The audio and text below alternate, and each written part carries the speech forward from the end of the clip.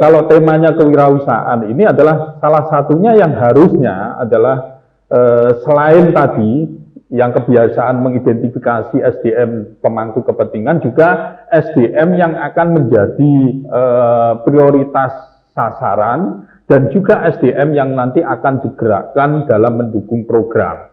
Nah ini, nah kadang-kadang kalau identifikasi SDM-nya keliru itu nanti programnya itu ya ke itu saja, misalnya ke PKK, misalnya ke perangkat desa. Padahal ini nggak pas. Nah, dalam konteks KKN kewirausahaan, pertama adalah sebetulnya yang harus diidentifikasi adalah SDM, terutama pemuda-pemudi desa yang memiliki potensi dalam masa usia produktif. Karena kita kewirausahaan yang harus digerakkan adalah masyarakat wabil khusus adalah pemuda-pemudi desanya yang itu memiliki usia produktif dan potensial untuk didorong menjadi semangat wirausaha. Nah, pemuda-pemudi ini yang harus kemudian diidentifikasi adalah jangan sampai kemudian kita menjadi bias gender ya, hanya laki-laki saja yang mungkin ini ya, kita harus identifikasi dari aspek kemudian jenis kelamin, bagaimana yang laki-lakinya, kalau bisa yang imbang juga dengan yang perempuan, dan juga kalau memungkinkan adalah kelompok disabilitas, kelompok yang terinklusi, ini penting juga untuk kemudian dipetakan oleh adik-adik mahasiswa. Nah itu, jadi harus juga menyentuh pada kelompok-kelompok marginal, kelompok inklusi, terutama kelompok disabilitas, bisa juga kalau di program itu KPM, kelompok yang selama ini miskin rentan, itu juga harus diidentifikasi oleh mahasiswa.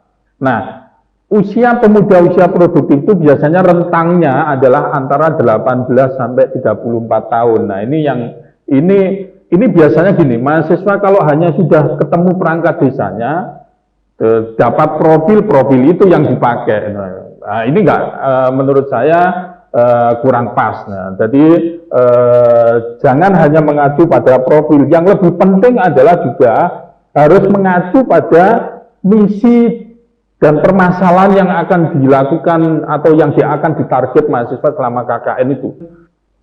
Yang memiliki kemampuan teknologi dan yang sekarang sudah bergerak di sektor wirausaha, maka ini akan menjadi referensi untuk menjadi potensi yang akan digerakkan dan akan menjadi bagian dari kolaborasi dan bisa juga menjadi sasaran. Tetapi tetap bahwa mengidentifikasi tokoh masyarakat, perangkat desa, dan juga kepala desa itu menjadi penting juga, karena ini yang nanti akan menjadi daya dukung atau menjadi mitigasi kalau mahasiswa dalam menjalankan program.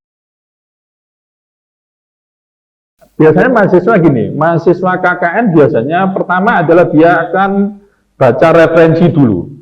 Referensi yang pertama adalah dia mungkin bisa browsing, bisa dapat dari profil desa. Biasanya di desa itu sudah disediakan profil desa. Atau dia juga misalnya dari LP2M itu sudah pernah KKN itu, di desa itu menjadi pernah lokasi KKN, pasti juga akan ada profil desanya. Mahasiswa akan melakukan identifikasi itu, jadi mengidentifikasi dari bahan data sekunder yang sudah didapatkan oleh mahasiswa. Itu nggak cukup, karena di KKN itu adalah berbeda dengan riset, karena kalau di KKN itu adalah adik-adik nanti harus lebih banyak berinteraksi dengan masyarakatnya.